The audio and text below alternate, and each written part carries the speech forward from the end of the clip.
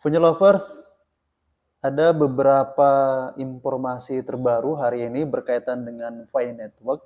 Itu bisa dilihat di media YouTube ataupun di media lainnya, bisa juga di search di pencarian Google yang mengabarkan bahwa Fi Network ini sudah melakukan integrasi ke beberapa bank ataupun dalam proses pengintegrasian. Termasuk yang menarik adalah melakukan integrasi di Bank Indonesia ya, salah satu bank Indonesia. Nah, ini merupakan bahasan yang cukup menarik yang akan kita bahas pada video kali ini. Itu yang pertama. Kemudian yang kedua, juga ada mengabarkan bahwa melakukan integrasi ataupun dalam proses pengintegrasian ke salah satu bursa ya yang ada di Indonesia, yaitu salah satu exchanger yang telah disebutkan juga itu Indodax. Jadi dua hal informasi terbaru hari ini berkaitan dengan Fi Network itu menjadi bahasan video kali ini yang itu merupakan bahasan yang menarik. Pertama kita bahas mengenai integrasi ke perbankan. Untuk hal berkaitan dengan integrasi, tentu bahasanya itu ada dua. Apakah nantinya, yang pertama, apakah nantinya Fi Network itu menjadi salah satu koin yang dijadikan sebagai alat transaksi. Nah, kemudian ketika kita berbicara alat transaksi, maka ini kan berkaitan dengan sebuah regulasi ya yang ada di Indonesia, ini salah satunya, yang telah menyebutkan secara tegas bahwa alat bayar itu yang sah hanyalah rupiah. Jadi tidak ada selain daripada itu yang diizinkan ataupun menjadi sah ataupun legal sebagai alat transaksi. Begitu juga Bapeti itu sudah menegaskan, menerangkan bahwa Fi Network itu ilegal, tidak sah. Salah satunya juga Fi Network itu belum terdaftar di Bapeti. Jadi belum mendapatkan izin bahkan di bursa yang harusnya itu menjadi perdagangan untuk Fi Network itu sendiri.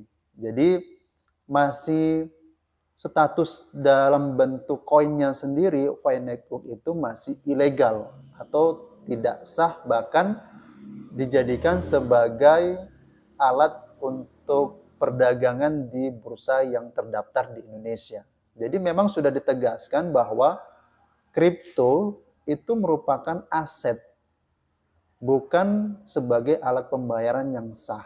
Itu sudah dijelaskan. Akan tetapi memang berkaitan dengan Fi Network ini, ada beberapa channel itu bahkan mencatut nama wakil ya, Kementerian Perdagangan di Indonesia itu Dr.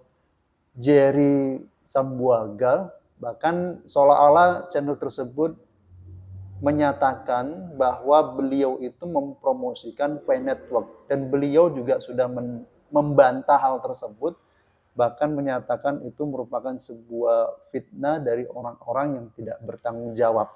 Nah, tentu Fi Network ini merupakan kebanggaan, merupakan sesuatu proyek dengan komunitas besar, akan tetapi juga haruslah sesuai dengan koridor dan realita bagaimana Fi Network itu memang harus sesuai dengan jalur yang ada. Itu yang pertama. Kemudian yang kedua berkaitan dengan bahasan integrasi.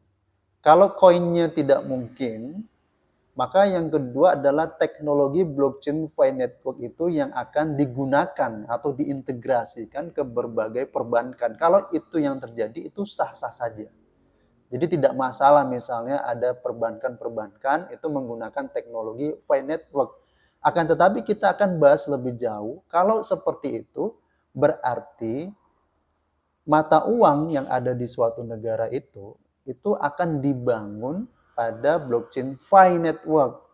Berarti menjadi tokennya Fi Network. Nah, bahasan ini akan jauh lebih menarik karena memang negara-negara termasuk Indonesia juga ada sebuah project berkaitan dengan di mana rupiah itu di-blockchain-kan. Akan tetapi itu berupa private blockchain, bukan public blockchain. Nah, kita ketahui apakah Pi Network ini merupakan public blockchain ataupun private blockchain. Nah, di mana kan ini merupakan sesuatu hal yang berbeda. Berbicara public blockchain, itu kita berbicara cryptocurrency. Berbicara private blockchain, itu misalnya seperti CBDC atau Central Bank Digital Currency. Nah, ini sesuatu hal yang berbeda. Misalnya perbedaannya berkaitan dengan aksesibilitas. Yaitu private blockchain itu hanya mengizinkan orang-orang tertentu atau kelompok-kelompok tertentu untuk bisa mengakses ya akun ataupun blockchain tersebut. Jadi hanya orang-orang yang diizinkan saja. Kemudian berbeda dengan public blockchain. Setiap orang yang memiliki akses internet misalnya, dia bisa masuk. Dia bisa mengakses dari blockchain tersebut. Ini satu hal yang berbeda. Kemudian yang kedua, transparansi. Kalau misalnya private blockchain, itu memang private data setiap identitas user-usernya itu terjaga atau hanya pihak yang memiliki otoritas saja yang mengetahui data-data orang-orang yang ada di dalam tersebut, data tersebut. Berbeda dengan public blockchain di mana semua data itu terbuka, bisa diakses. Jadi kan ini merupakan perbedaan. Pada yang ketiga misalnya perbedaannya itu di desentralisasi. Kalau private blockchain itu memang secara struktural dia decentralized, akan tetapi memang hanya dikontrol oleh beberapa perusahaan atau kita anggap yang melakukan konsorsium ya. Artinya memang yang menjalankan dari server di blockchain tersebut itu hanya orang-orang tertentu saja, sehingga memang jika dinilai dari sifat desentralisasinya itu dia memiliki tingkat yang rendah, berbeda dengan public blockchain. Memang dia memiliki sifat dari desentralisasi itu memang cukup luas sekali karena memang bisa dimasuki oleh berbagai server yang ada, baik itu perorangan bahkan sampai perusahaan ataupun bahkan sampai ke government atau pemerintah.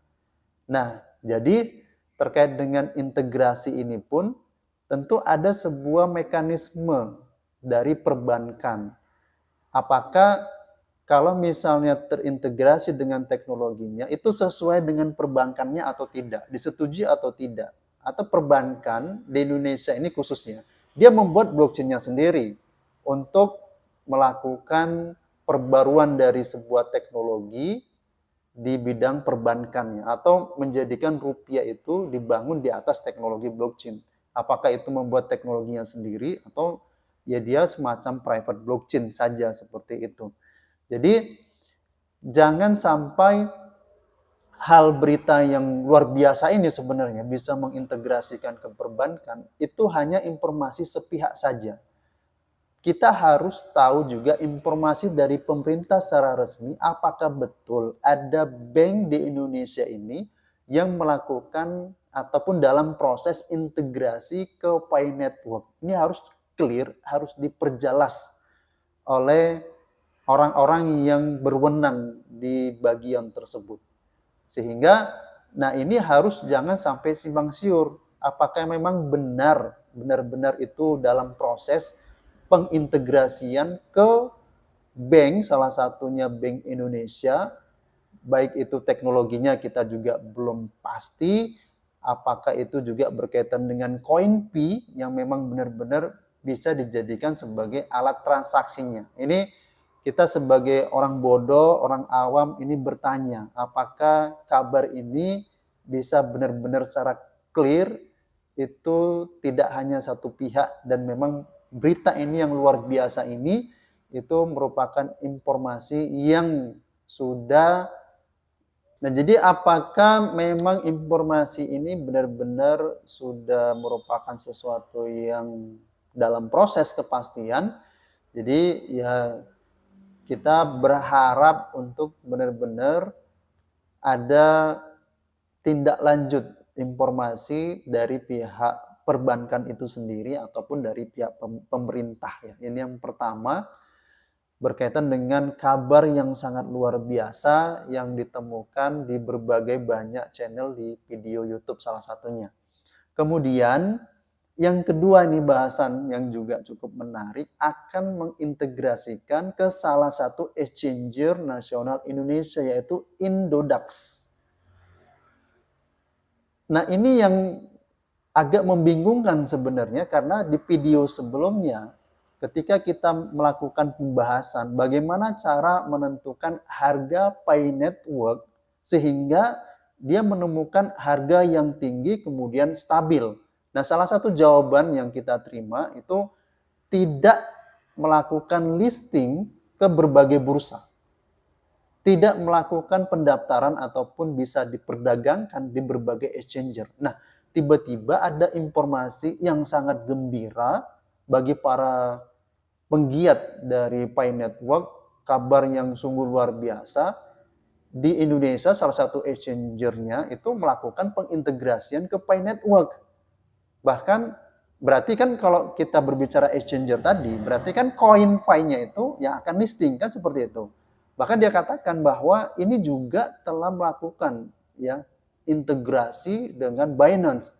Walaupun Binance itu masih sedang silence lah, tidak cuat-cuat, tidak menginformasikan ke semua orang, dia hanya bergerak silent saja. Tapi itu juga akan dilakukan integrasi ke Binance, bahkan ke exchanger-exchanger yang lain yang mungkin itu juga sedang silence ya, hanya diam-diam melakukan sebuah pergerakan.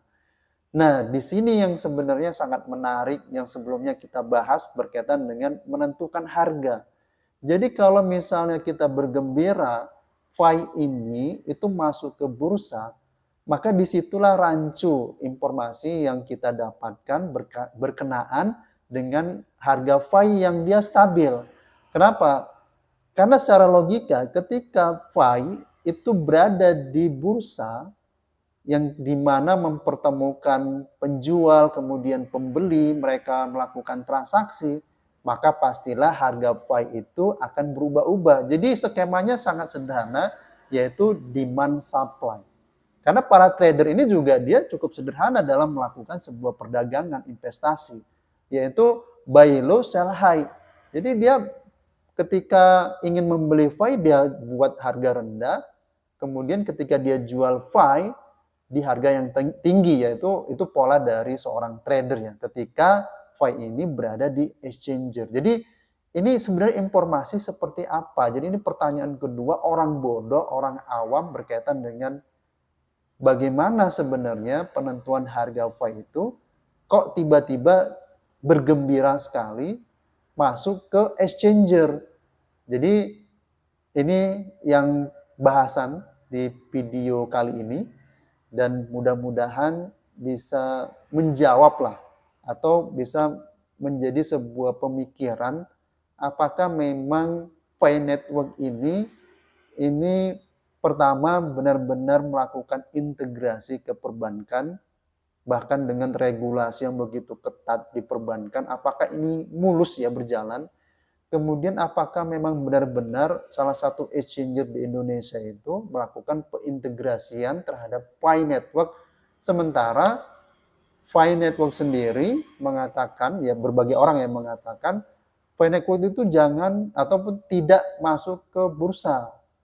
Mereka menentukan nilainya ya melalui core team ataupun dari utilitas yang dibangun oleh komunitas seperti itu, tapi tidak di exchanger. Tapi ada berita seperti itu. Nah, mudah-mudahan dua bahasan yang menarik ini menjadi bahasan pemikiran bagi kita bersama.